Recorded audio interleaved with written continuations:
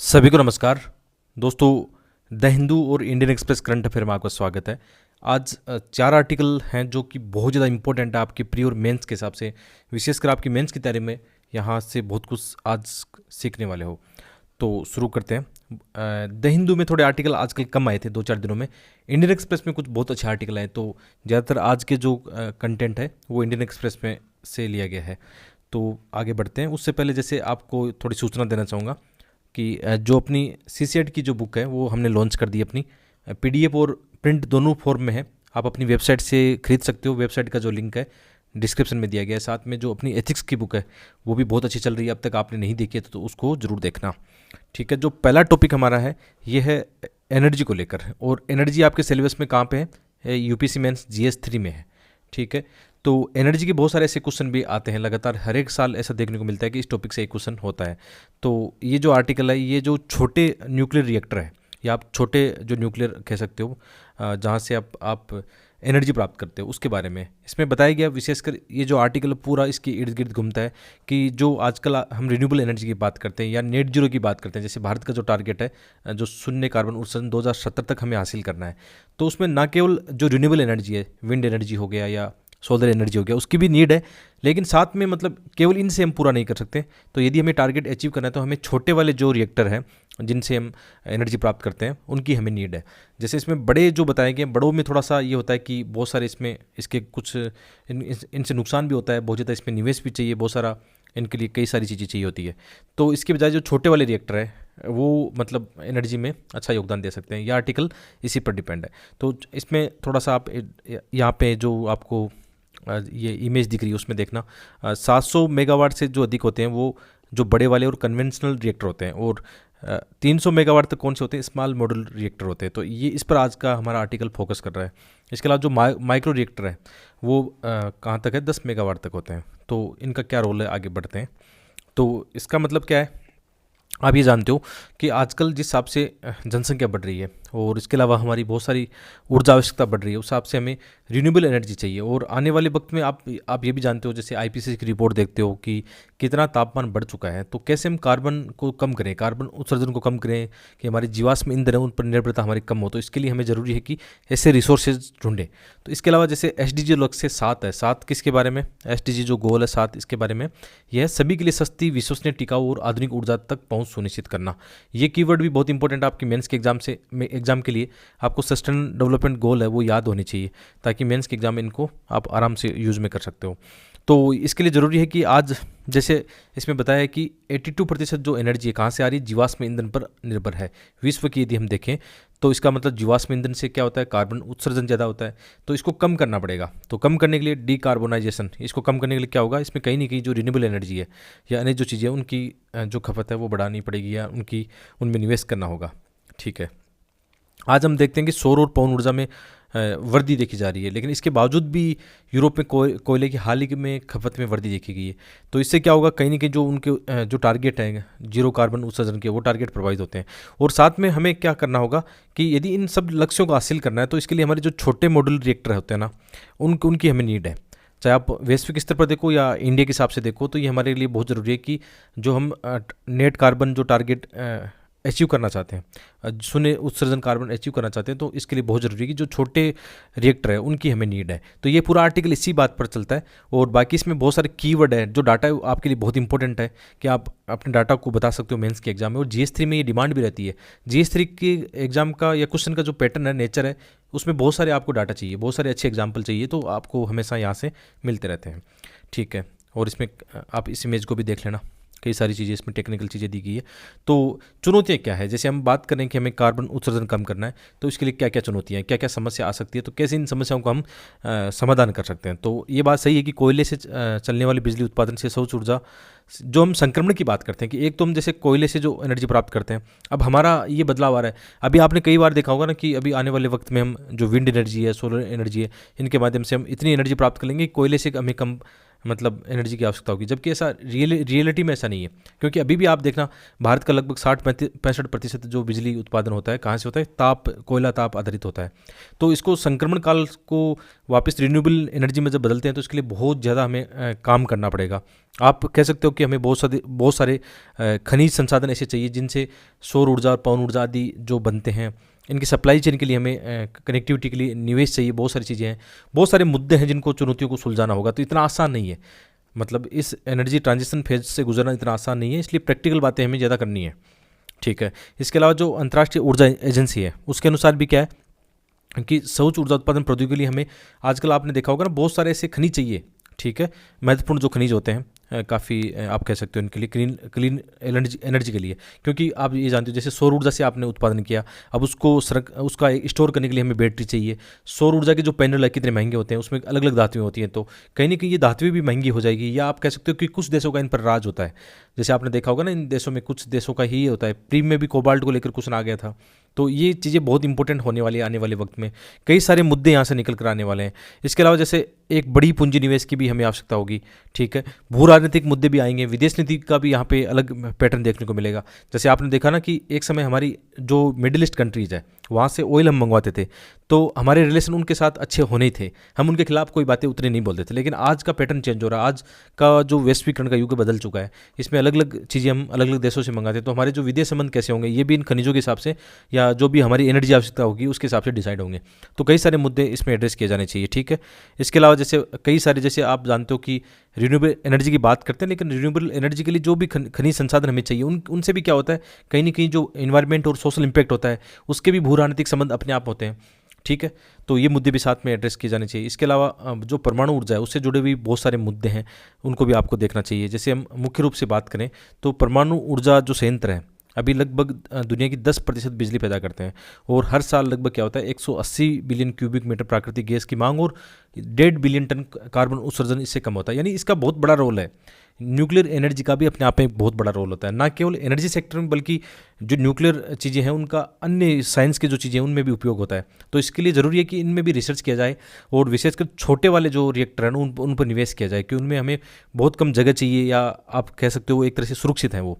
ठीक है, तो ये बात इंपॉर्टेंट है। तो इसमें क्या बताया गया है कि जो हमारे छोटे वाले रिएक्टर हैं, छोटे मॉड्यूलर रिएक्टर जो है SMR है, 300 मेगावाट अधिकतम होते हैं, इनका एक विकल्प के रूप में हमें देखना चाहिए। और विशेषकर ये आर्टिकल भारत को लेकर भी कह रहा है कि कई बार ऐसे आर्टिकल आते हैं कि हमें जो न्यूक्लियर एनर्जी उससे दूर जाना चाहिए, क्योंकि ये बहुत ज़्यादा घातक हो सकती है या इसे रेडियो एक्टिव होते हैं। तो कहीं ना कहीं जब ये बातें उठती है तो फिर हमारे पास विकल्प ही होना चाहिए, क्योंकि हम इनसे दूर नहीं जा सकते।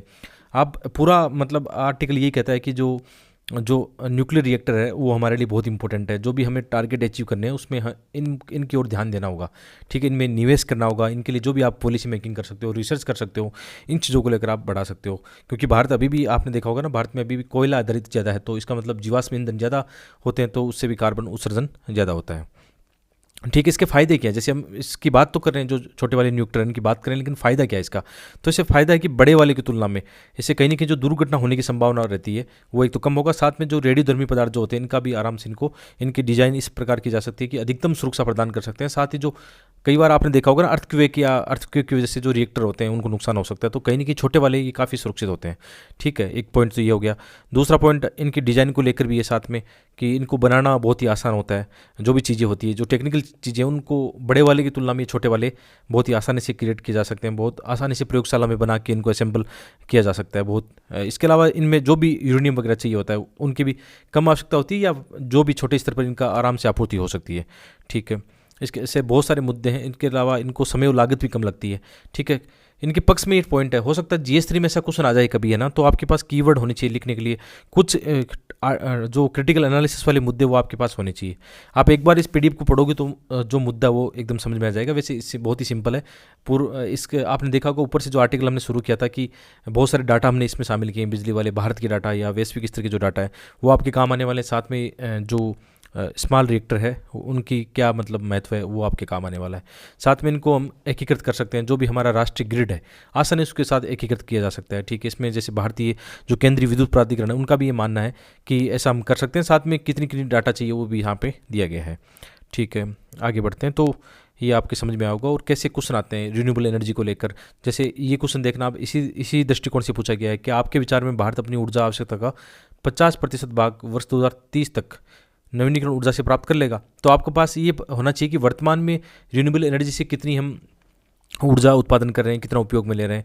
तो इस औचित्य को आप तभी सिद्ध कर पाओगे जब आपके पास डाटा होंगे।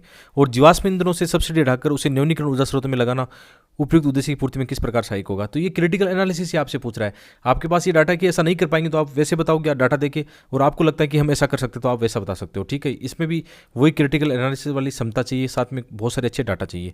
इसी तरह से मतलब ऊर्जा को लेकर ऐसे क्वेश्चन लगातार आते रहते हैं। ठीक है, आगे बढ़ते हैं। ये आपकी GS2 में बहुत इंपॉर्टेंट है, GS2 मेंस में काम आ सकता है, साथ में ये टॉपिक प्री के अंदर भी काम आने वाला है। तो ये अभी चर्चा में रहा है, विशेषाधिकार समिति क्या है, काफ़ी चर्चा में रही है। इसको लेकर हम पूरी डिटेल से यहाँ पे देखने वाले हैं। साथ में लक्ष्मीकांत जब बुक आप पढ़ते हो पॉलिटी के लिए, उसके अंदर भी जो टॉपिक है ये टॉपिक है, आप पढ़ सकते हो। बाकी मैंने लगभग यहाँ पे काम कर दिया है। तो अभी हाल ही में क्या हुआ है कि संसद के जो मानसून सत्र अभी संपन्न हुआ, उसमें क्या हुआ है, कांग्रेस के जैसे उनके सांसद है रंजन चौधरी और आपके सांसद है राघव चड्ढा को विशेषाधिकार समिति की रिपोर्ट लंबित रहने तक सदन से निलंबित कर दिया गया था। मतलब विशेष अधिकार का मतलब क्या होता है, मतलब जो भी आप जानते हो कि संसद है, संसद के दोनों सदन, उनमें जो भी MP है, ठीक है, जो भी मेंबर ऑफ पार्लियामेंट है, उनके कुछ अधिकार होते हैं। ठीक है, विशेषकर 2 अधिकार होते हैं, एक तो उनके व्यक्तिगत अधिकार कह सकते हो और दूसरा एक सामूहिक अधिकार कह सकते हैं। आप जब लक्ष्मीकांत पढ़ोगे उसमें इस तरीके से दृष्टिकोण से बताया गया है। तो यहाँ विशेष अधिकारों से मतलब क्या है, एक सिंपल तरीका समझ लो कि जैसे जो भी सांसद होता है संसद में बोलता है तो उसको आज़ादी अपनी बोलने की है ना। अब उसके लिए उसको कोई जैसे कोई भी बातों पर मुद्दों पर चर्चा करता है, यदि वो कुछ गलत बोल दे या कुछ चीज़ों के लिए उनको आज़ादी है, मतलब आप कह सकते हो संसद के अंदर उनको आज़ादी है। इसके अलावा सामूहिक रूप से भी बहुत सारे अधिकार हैं, जैसे संसद के अंदर बहुत सारे जैसे मुद्दे चल रहे हैं, चाहे तो वहाँ पे जो अन्य क्या बोलते हैं उसको, दर्शक दीर्घा में जो लोग बैठे रहे तो उनको बाहर निकाला जा सकता है। ऐसे बहुत सारे मुद्दे उसमें दिए गए हैं। इसके अलावा जैसे कोई एक सांसद दूसरे सांसद के साथ बदतमीजी करता है या कोई गलत व्यवहार करता है, उसमें भी इनको बहुत सारे अधिकार दिए गए हैं। ठीक है, विशेष अधिकार का मतलब समझ गए ना, सांसदों को कुछ विशेष अधिकार दिए गए हैं। कई बार इनको जो सिविल मामले उनकी गिरफ्तारी से भी इनको छूट रहती है। जैसे संसद का सत्र चल रहा है तो उससे 40 दिन पहले और बाद तक इनको क्या होता है, ऐसा विशेष अधिकार है कि कोई सिविल मामला हो तो उसमें इनकी गिरफ्तारी से भी इनको छूट दी गई है। तो ऐसे इनके विशेष अधिकार होते हैं। तो हाल ही में इनको लेकर कुछ विशेष अधिकार कुछ मामले चर्चा में रहे, और उसमें जो विशेष अधिकार समिति है ना वो इंपॉर्टेंट रोल निभाती है। अब ये समिति क्या होती है, जो आप कह सकते हो प्रिविलेजेस कमेटी कौन सी है, तो ये होती है दोनों सदनों के लिए होती है। आप कह सकते हो लोकसभा में इसमें 15 सदस्य होते हैं और राज्यसभा में इसमें 10 सदस्य होते हैं। मतलब अपनी अपनी होती है, अलग अलग होती है अपने अपने सदन की। और इनको डिसाइड कौन करता है, तो लोकसभा अध्यक्ष करेगा, यहाँ पे मतलब जो उनके पीठासीन अधिकारी है वो करेंगे। ठीक है, राज्यसभा के। तो ये एक मामला बनता है। तो अभी कैसे चर्चा में क्या इसका काम हुआ, आगे हम पढ़ते हैं क्या क्या इसकी भूमिका है। तो ये क्या होता है कि जो संसद में या विशेष अधिकार क्या होते हैं, तो संसद और उसके सदस्यों के पास कुछ अधिकार और प्रतिरक्षाएं होती हैं जो उन्हें अपनी विधायी भूमिकाओं को प्रभावी ढंग से कार्य करने में सक्षम बनाती है, और इन्हें क्या बोलते हैं, संसदीय विशेष अधिकार। ये GS2 में भी ये क्वेश्चन आ सकता है मेंस के एग्जाम में, तो इस दृष्टिकोण से आपके काम आने वाला है। आप आर्टिकल 105 पढ़ना, उसमें भी ऐसी चीज़ें दी गई है। ठीक है, और इसका मतलब क्या है, संसदीय विशेषाधिकार संविधान के प्रावधानों, कानूनों, सदन की प्रक्रियाओं और सम्मेलनों का मिश्रण है। मतलब ये कहाँ कहाँ से निकल कर आया है। तो उदाहरण के लिए इसमें क्या होता है कि जैसे सांसदों को बोलने की आज़ादी होती है, वे संसद में जो कुछ भी बोलते हैं या वोट देते हैं उसके खिलाफ उन्हें न्यायिक कार्रवाई से छूट है। ये एक इंपॉर्टेंट पॉइंट हो गया। इसके अलावा उनकी जैसे सिविल प्रक्रिया संहिता है, उसके तहत उनको मतलब गिरफ्तारी से मतलब छूट दी गई है, कुछ समय के लिए छूट दी गई है।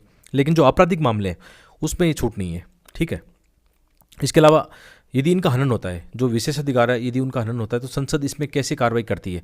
तो संसद का प्रत्येक सदन, मतलब अलग अलग सदन में ऐसा बनाया गया है, इनका कौन संरक्षक है, विशेष अधिकारों का संरक्षक है। तो लोकसभा और राज्यसभा के पास अपने सदस्यों के विशेष अधिकारों को उल्लंघन करने और सदन की अवमानना करने वाले किसी भी व्यक्ति के खिलाफ उपयुक्त कार्रवाई करने का अधिकार है। संसद द्वारा इन मामलों को उठाने के लिए 2 तंत्र है। पहला कौन सा है, कोई भी सदस्य इस मुद्दे को सभा में रख सकता है, और दूसरा सभा भी इस पर क्या करती है, निर्णय लेती है। ठीक है, इसके अलावा जैसे लोकसभा और राज्यसभा आमतौर पर मामले को विस्तृत जांच करने के लिए किसको भेजते हैं, विशेष अधिकार समिति को भेजते हैं। ये इंपॉर्टेंट चीज़ है। तो ये विशेष अधिकार समिति इंपॉर्टेंट हो गई। कई बार ये क्वेश्चन आ जाता है प्री के अंदर भी। संसद की जो कमेटियां हैं, बहुत सारी अलग अलग कमेटी बनी हुई है, समितियां बनी हुई है, उनको लेकर क्वेश्चन आ सकता है। ठीक है, इनका डिसीजन कौन लेता है सब यहाँ पे दिया गया है। पीठासीन अधिकारी इसमें इंपॉर्टेंट रोल निभाएगा कि इस मामले को विशेष अधिकार समिति को देना या नहीं देना। ठीक है, तो समिति के सामने किस प्रकार के मामले आते हैं, तो इसमें ऐसा होता है ज़्यादातर कई सांसद एक दूसरे पर भी आरोप लगाते हैं, तो वो मामले भी यहाँ आते हैं। कई बार कोई मीडिया में कोई मामला चर्चा में रहता है तो हो सकता है उस मीडिया के खिलाफ कार्रवाई हो सकती है। तो ऐसे मुद्दे इसमें चर्चा में रहते हैं। पुराने समय में ऐसे बहुत सारे मामले उठे थे, अभी भी कई बार आपस में आरोप प्रत्यारोप चलता रहता है। ठीक है, विशेषकर ये क्यों बनाए गए, तो आप समझ गए होंगे, जो सांसद है वो ताकि अपने काम सही ढंग से कर पाए, उनकी रक्षा के लिए ये बनाए गए हैं। ठीक है, आप समझ गए होंगे इन मुद्दों को लेकर ऐसे क्वेश्चन आ सकते हैं। जैसे समितियों का क्वेश्चन प्रीलिम्स में आता है, तो विशेषाधिकार समिति है, उसमें कितने सदस्य होते हैं, लोकसभा में कितने होते हैं, राज्यसभा में कितने होते हैं, ये सब आपको पता होना चाहिए। और लक्ष्मीकांत बुक से आप इनको और भी कवर कर लेना। आगे ये है आईआर का टॉपिक है, थर्ड टॉपिक आईआर का है, इकोवास, है ना। तो ये क्या है, एक ऑर्गेनाइजेशन है पश्चिमी अफ्रीकी जो देश है उनका, ठीक है। यहाँ पे आप मैप में देखना। और ऐसे क्वेश्चन मैपिंग के जो क्वेश्चन होते हैं चर्चा में रहते हैं, प्रीलिम्स एग्जाम में बहुत ज़्यादा आते हैं। आप प्री के यदि क्वेश्चनों का नेचर देखोगे 2022-23, इसमें ऐसे क्वेश्चन बहुत ज़्यादा आए हैं जो भी ऑर्गेनाइजेशन है। और IRGS2 में ऐसे क्वेश्चन आते हैं क्षेत्रीय जो संगठन है उनको लेकर, उनकी भूमिका को लेकर। मेंस में से लगातार हर साल एक क्वेश्चन देखने को मिलता है। तो ये टॉपिक दोनों दृष्टिकोण से आपके लिए इंपॉर्टेंट है। प्री के हिसाब से फैक्चुअल चीज़ें आपको पता होनी चाहिए, मैपिंग पता होनी चाहिए, मेंस के हिसाब से कॉन्सेप्ट आपको पता होनी चाहिए। तो इकोवास में 15 सदस्य शामिल है, इसमें 15 देश इसमें शामिल है, ठीक है, जो इस मैप में दिखाई दे रहे हैं। अलग अलग नाम सब देशों के आप देख सकते हो, बेनिन है, बुर्किना फासो है, यहाँ पे नामों की एक लिस्ट दी गई है 15 सदस्यों की, ठीक है। 15 देश इसमें शामिल है, ठीक है। कौन से में, इकोवास, इसकी फुल फॉर्म अभी देख लेंगे। तो अभी हाल ही में क्या हुआ था, नाइजर में यहाँ पे एक यहाँ के सैनिकों के द्वारा या आर्मी के द्वारा क्या हुआ था, वहाँ के जो लोग क्या मतलब जो राष्ट्रपति है उनको सत्ता से बेदखल कर दिया गया। तो यहाँ पे ऐसे मामले आप जानते हो अफ्रीकी देशों में कितने चलते रहते हैं। तो ये मामला इसलिए चर्चा में रहा था। तो इस संगठन की यहाँ पे क्या भूमिका है इसके बारे में पढ़ेंगे और प्रीलिम्स के हिसाब से भी देख लेंगे। तो अभी जैसे इसमें यह है कि जैसे रूस और संयुक्त राज्य अमेरिका तो हर जगह नजर आते हैं, ठीक है, ये तो आपने देख लिया होगा। बाकी जैसे यहाँ पे क्षेत्रीय जो यहाँ का एक संगठन है, ब्लॉक है इकोवास, इसकी फुल फॉर्म क्या हो गई, पश्चिमी अफ्रीकी राज्यों का आर्थिक समुदाय, ठीक है। द रीजनल ब्लॉक इकोवास और the economic community of western African states, ये इसकी फुल फॉर्म है। 15 देशों का एक समूह है जो कि स्थानीय जो क्षेत्र है आर्थिक दृष्टिकोण से या व्यापारिक दृष्टिकोण से, राजनीतिक दृष्टिकोण से या शांति के दृष्टिकोण से या भू राजनीतिक मुद्दों के दृष्टिकोण से एक अहम रोल यहाँ पे निभाता है, ठीक है। तो प्री के हिसाब से तो क्या हो गया, मैपिंग इंपॉर्टेंट हो गया कि ऐसा कुछ ना सकता है इसमें कौन सा देश शामिल है या नहीं शामिल है, या हाल ही में इस इकोवास वाले किन किन देशों के साथ समस्याएं चल रही है, जो यहाँ पे शांति संघर्ष लोकतंत्र की यहाँ पे मांग चल रही है। ऐसे क्वेश्चन अक्सर चर्चा में रहते हैं, ठीक है। तो इसकी स्थापना हुई थी 1975 में, एक लागोस की संधि के माध्यम से हुई थी। और इसमें 15 सदस्य राष्ट्र हैं, कौन कौन से यहाँ पे आराम से देख लेना। पहले भी जैसे यहाँ पे कई देशों में तख्ता पलट की समस्या चल रही है, ठीक है। तो ये जो संगठन है, ये जो ऑर्गेनाइजेशन है, बड़ा रोल निभाता है यहाँ की क्षेत्रीय शांति में, क्योंकि इन्होंने इसका एक इतिहास है कि पहले भी जब ऐसी घटनाएं आई है तो इन मुद्दों को इन्होंने सुलझाने का प्रयास किया, शांति मामलों के। इसके अलावा भी इनका एक सपना रहता है कि इनकी एक कॉमन करेंसी हो, साथ में उद्योग, परिवहन, अलग अलग दृष्टिकोण से जो मानवीय विकास के दृष्टिकोण है उनके हिसाब से इस संगठन का एक बड़ा यहाँ पे रोल है, ठीक है। और अब तक इसकी जो भूमिका को देखें तो पहले भी इसने इस संगठन में बड़ी भूमिका निभाई है, चाहे 1990 लाइब्रेरिया की बात हो या 1997 में जो सीरा लियोन है वहाँ पे भी काफ़ी इसमें प्रयास हुआ था, ठीक है। तो ये बता सकते हो। इसके अलावा जैसे मेंस में क्वेश्चन आए तो आपके पास कुछ चीज़ें होनी चाहिए लिखने के लिए, प्री में आप आराम से हैंडल कर सकते हो, ठीक है। और अभी इसकी क्या भूमिका है, तो ये बहुत अच्छा प्रयास कर रहे हैं। अभी जो नाइजर का जो चल रहा है मामला, उसके अंदर इस संगठन की बड़ी भूमिका देखने को मिल रही है। अब जैसे प्री के अंदर कैसे क्वेश्चन आते हैं, कोई पश्चिम अफ्रीका की कोई झील के बारे में पूछ लिया, ठीक है। इसके अलावा किन देशों की सीमाएं, जैसे जहाँ पे ऐसे संघर्ष चलते हैं, भू राजनीतिक संघर्ष, तो उन देशों की आपस में सीमाएं पूछी जा सकती है। इस तरीके के क्वेश्चन बिल्कुल तैयार करके चलो एकदम। जब इस PDF को पढ़ते हो तो इस एंगल से पढ़ना कि ऐसे क्वेश्चन पहले भी पूछे गए हैं, ठीक है। मेंस के एग्जाम में जैसे ऐसे क्वेश्चन पूछे जाते हैं, बिम्स्टेक से लेकर, सार्क से लेकर, तो किसी न किसी ऑर्गेनाइजेशन को लेकर आपने देखा होगा यहाँ पे क्वेश्चन पूछे जाते हैं। नेक्स्ट आर्टिकल है, ये सोशल मुद्दों से जुड़ा हुआ है, सामाजिक मुद्दों से जुड़ा हुआ है, डिग्निटी एंड द सिटी। मतलब अक्सर ऐसी चीज़ें होती हैं ना कि शहरों का जब नाम आता है, शहरों का मतलब क्या होता है, शहरों का मतलब होता है कि समावेश होता है, शहरों का मतलब होता है पढ़े लिखे लोग, या शहरों का मतलब होता है कि आधुनिक विकास की एक झलक देखने को मिलती है। इसका मतलब वहाँ पर सभी को फ़ायदा होता है, कोई विकास से अछूता नहीं है। शहरों की यही तो तस्वीर हमारे माइंड में है। लेकिन ये आर्टिकल आपको बताएगा कि शहरों की एक कुछ समस्या भी है, ठीक है। और हमारे जो GS फेस्ट है मेंस का, उसके सिलेबस में क्या, अर्बनाइजेशन एंड देयर प्रॉब्लम्स, है ना, ऐसा कुछ एक टॉपिक है। और GS2 में भी सोशल जस्टिस के मुद्दे हैं। तो ये टॉपिक शहरों और महिलाओं को या विशेषकर जो वंचित वर्ग है उनको लेकर ये बात करता है, ठीक है। बहुत अच्छे मुद्दे हैं जो आपकी मेंस के एग्जाम में या एसए के पेपर में यहाँ से चीज़ें काम आ सकती है। तो शहरों का मतलब जैसे हम अभी देखें, लेकिन इसमें ये बताया जा रहा है कि शहरों में जो महिलाएं हैं उनके साथ बहुत सारी समस्याएं हैं। महिलाएं, शहरों की महिलाएं डरती है अपने कार्यस्थल जाने से। जैसे रात को उनकी शिफ्ट होती है तो वो वहाँ से आने में डरती है, इसलिए उनको फिर वो उनके जो घर वाले हैं या खुद भी मतलब कहीं रात को बाहर काम करने के लिए उनका जो मन में एक डर भय समा जाता है, तो कहीं ना कहीं उनके अवसर कम हो जाते हैं। साथ में बहुत सारी हिंसा के मुद्दे हम देखते हैं। साथ में शहरी नियोजन और प्रबंधन में अक्सर महिलाओं की जो आर्थिक और सामाजिक वास्तविकता है उनको समझा ही नहीं गया है। आप ऐसा कह सकते हो कि शहरों का जो इंफ्रास्ट्रक्चर है या शहरों के इंफ्रास्ट्रक्चर में आप केवल जो भौतिक इंफ्रास्ट्रक्चर उसकी बात मत करो, शहरों का अन्य इंफ्रास्ट्रक्चर में आप इनकी भी बात करो कि प्रशासन कैसा है, जैसे पुलिस प्रशासन कैसे रात को सक्रिय रहता है, वहाँ के लोग कैसे हैं, अन्य जो सिविल जो प्रशासन है वो कैसा है, कि महिलाओं के मुद्दों को लेकर, दिव्यांग के मुद्दों को लेकर कितना मतलब जागरूक है। आपने देखा होगा कि पुरुषों के साथ इतनी दिक्कत क्यों नहीं आती है। अभी हमारा जो रोजगार की रेट चल रही है उसमें पुरुष मतलब 60-70% रोजगार में है, महिलाएं मात्र 20% या उससे कम है। तो ऐसा क्यों है? तो महिलाओं को अवसर ही नहीं मिलते हैं। अवसर नहीं मिलते हैं मतलब इसका मतलब महिलाओं की समस्या है? महिलाओं की समस्या नहीं है, ये हमारे समाज की, हमारा जो इंफ्रास्ट्रक्चर है, हमारी जो पॉलिसी मेकिंग है उसकी समस्या है। हमने उनको इतना मौका ही नहीं दिया है। तो ये आर्टिकल इसको एड्रेस कर रहा है। ठीक है, तो भारत की जो शहरी आबादी है लगभग 35% है और 2050 तक ये लगभग कितने हो जाएगी, 60% या मतलब इसके आसपास या 55% के आसपास हो जाएगी। इसका मतलब ये आने वाले वक्त में जैसे जैसे शहरीकरण की आबादी बढ़ेगी तो ये समस्या तो और ज़्यादा बढ़ेगी। तो इनको एड्रेस कब करोगे आप? कब तक मतलब थोती बातें करते रहोगे? जब तक आप मतलब कोई कॉन्क्रीट प्लान यहाँ पर नहीं लेके आते हो तब तक मतलब महिलाओं का या आप कह सकते हो एक वर्ग का मतलब देश की जीडीपी में योगदान ही नहीं रहेगा। ठीक है, ये मुद्दे हो गए। इसके अलावा जैसे बहुत सारे और भी मुद्दे हैं। तो शहरों में क्या होता है कि विशेषकर जो महिला सुरक्षा और समावेश पर कहीं ना कहीं एक संकट देखने को मिलता है और महिलाएं अक्सर महसूस भी करती है कि उनको एक तरह से स्वतंत्रता और जो स्वायत्ता की भावना होती है ना, उनको उतना सहज नहीं है उनके प्रति, क्योंकि अक्सर ऐसी घटनाएं घट जाती है। तो उसकी वजह से मतलब चाहे उनके परिवार उनको उतनी आज़ादी नहीं देते हैं या महिलाएं खुद भी मतलब डरने लगती है। तो कहीं ना कहीं जो एक लिंग उत्तरदायी शहरी नियोजन होता है ना, डिजाइन होता है, डिजाइन और शासन की कमी, यानी इसमें सब चीज़ें आएगी। आप ऐसा देखो ना कि जैसे कोई भारत का शहर है दिल्ली है, या कोई एक मतलब आप वेस्टर्न कंट्री का ले लो, कोई नॉर्वे स्वीडन का एक शहर ले लो, तो एक तुलना कर सकते हो आप कि शहर में जैसे दिल्ली जैसे शहर में कोई लड़की है जॉब करती है रात को, तो उसके लिए क्या समस्या आती है। और जैसे जो ह्यूमन डेवलपमेंट में जो टॉप कंट्रीज है उनके देशों में महिलाएं कैसे काम करती है, तो आप ये समझ सकते हो वहाँ पे अपराध की समस्या महिलाओं के प्रति कितनी है, हमारे यहाँ कितनी है। तो आप तुलना करके देख सकते हो, तो उससे भी फर्क पड़ता है। ठीक है, आप ऐसा कह सकते हो कि विशेषकर जो शहरी ढांचा बना है वो केवल पुरुषों के लिए बना है, विशेषकर पुरुषों के लिए बना है, इसलिए पुरुष तो रात को आज़ादी से घूमते हैं, उनके साथ तो ऐसी घटनाएं नहीं होती, बहुत कम होती है, अपवाद स्वरूप होती है। महिलाओं के साथ ज़्यादा क्यों होती है? तो ये आर्टिकल इस चीज़ को फोकस करता है कि जो हमारे शहर है उतने समावेशी नहीं है। विशेषकर एक वर्ग है जैसे महिलाएं हैं, उनको डर लगता है रात को बाहर निकलने से, या दिन के अंदर भी मतलब कहीं ना कहीं जैसे सार्वजनिक जो बसें उनमें यात्रा नहीं करती, उनमें भी लूटपाट या छेड़छाड़ की समस्या होती है।